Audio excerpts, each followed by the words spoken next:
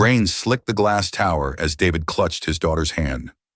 Sophie, 5, swung her doll, oblivious to the hushed judgment radiating from the other candidates. "Daddy, is this the library?" she whispered. David's gut clenched. "They think I'm ruining my chances, but they don't know who's really interviewing whom. Remember what we talked about?"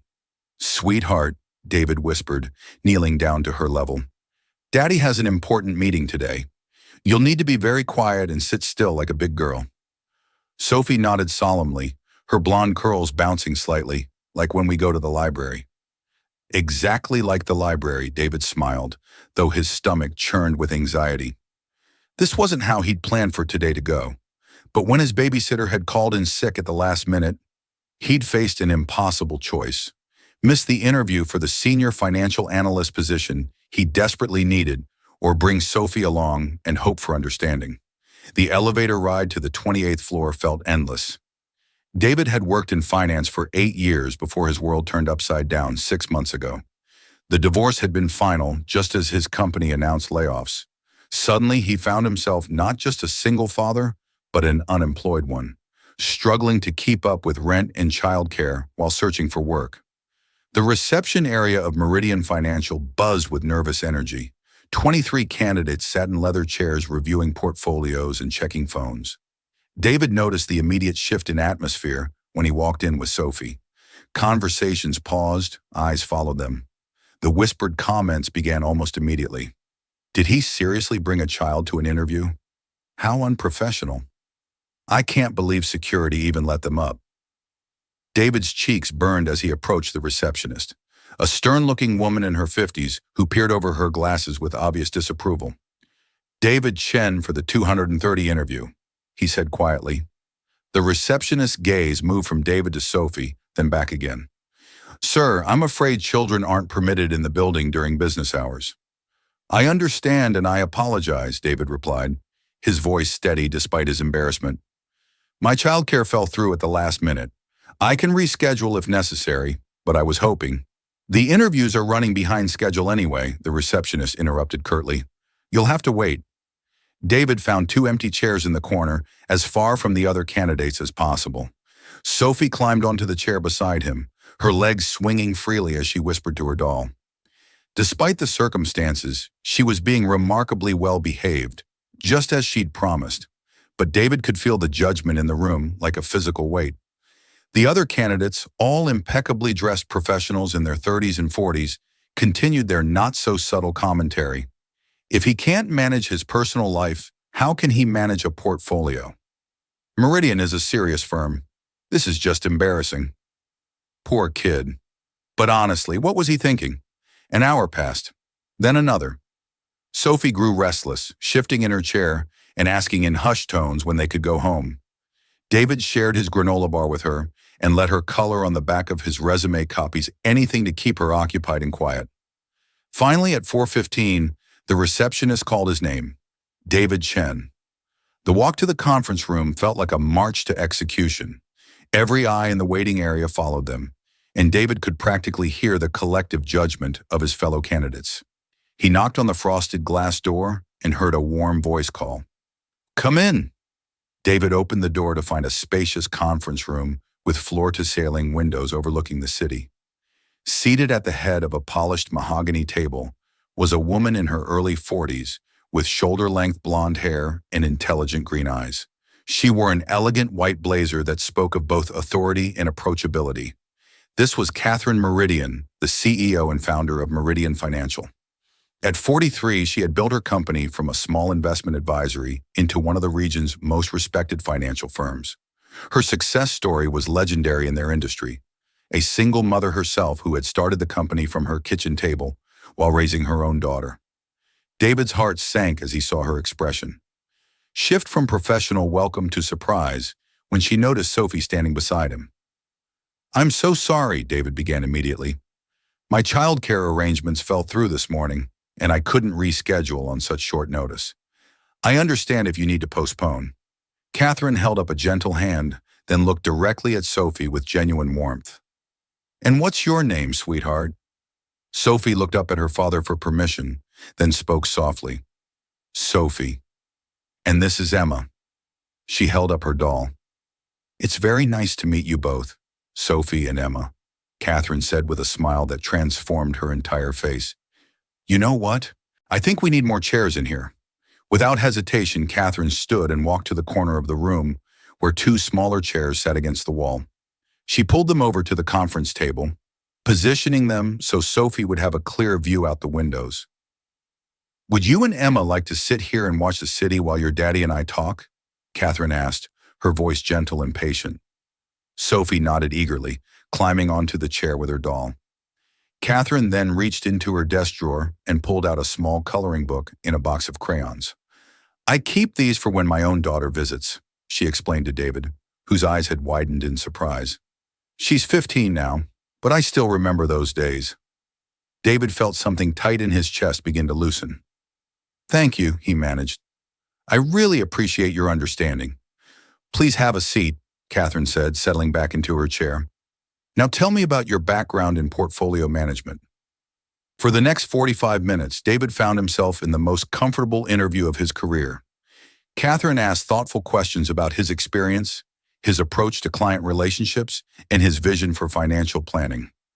More importantly, she listened, really listened to his answers. When Sophie occasionally whispered questions about her coloring or asked for help with a crayon, Catherine would pause the interview naturally, addressing the little girl with the same respect she'd shown David.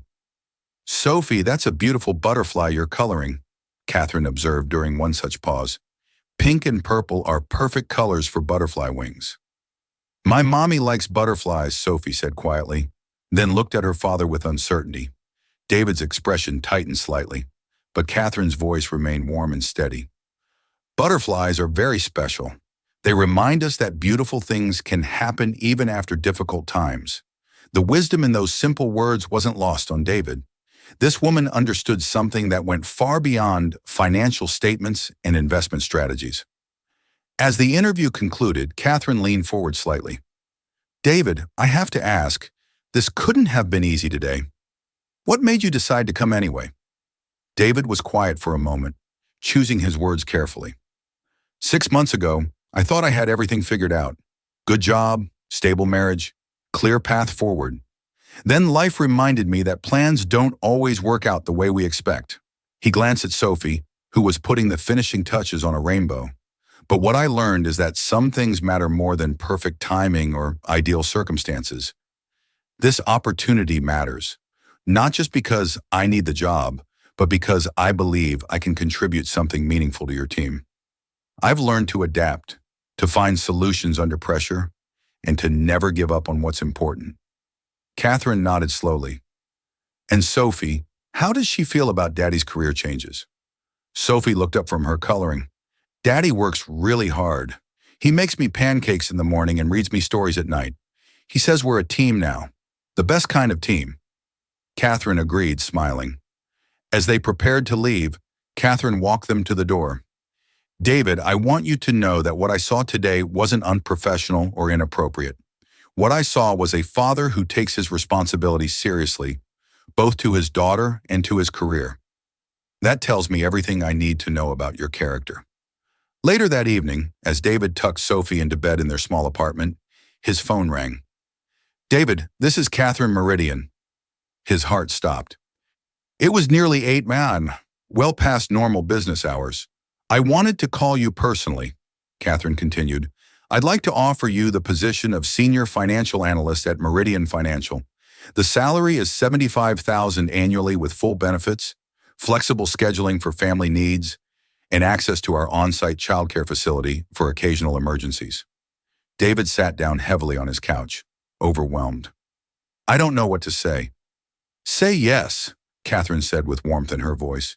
David, 15 years ago, I was where you are now.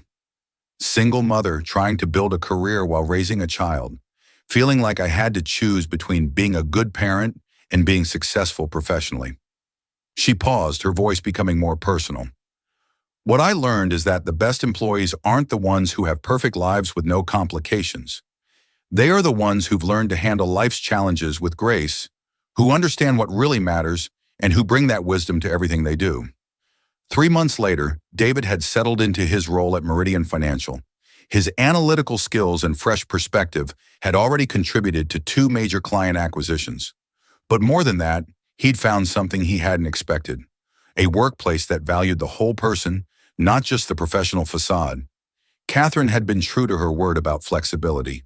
When Sophie had a school play, David was encouraged to attend. When she was sick, he could work from home without judgment. The company's culture reflected its leaders' understanding that supporting employees' personal lives ultimately strengthened their professional contributions. One afternoon, as David was preparing a presentation for a new client, Sophie appeared in his office doorway. The on-site childcare center had closed early due to a staff meeting, and she'd been coloring quietly in the break room. "Daddy, Miss Catherine wants to see us," Sophie announced. David found Catherine in her office looking out at the city skyline. She turned as they entered, her face lighting up at the sight of Sophie. "I have something for you," Catherine said, pulling out a small wrapped package. Sophie opened it carefully to reveal a new doll, a professional-look figure in a business suit. "She's a CEO just like me," Catherine explained. "Her name is Hope, and she reminds little girls that they can be anything they want to be when they grow up." As Sophie hugged her new doll, Catherine looked at David.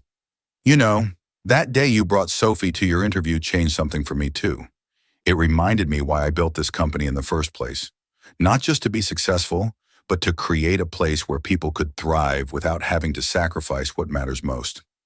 Years later, when people would ask Catherine about her management philosophy, she would often tell the story of the day a single father brought his daughter to an interview. She would talk about the importance of seeing beyond the surface, of understanding that life's complications often reveal people's greatest strengths, and of never underestimating the power of simple kindness. And David would tell his own version of the story to other working parents he met about the day he learned that the right opportunity wouldn't just accept his circumstances, but would embrace them as part of what made him valuable. Sophie, now grown, keeps both dolls on her desk at the law firm where she works as a family attorney. Emma, weathered from years of love, sits beside Hope in her crisp business suit. They remind her daily that success isn't just about reaching the top, but about lifting others up along the way.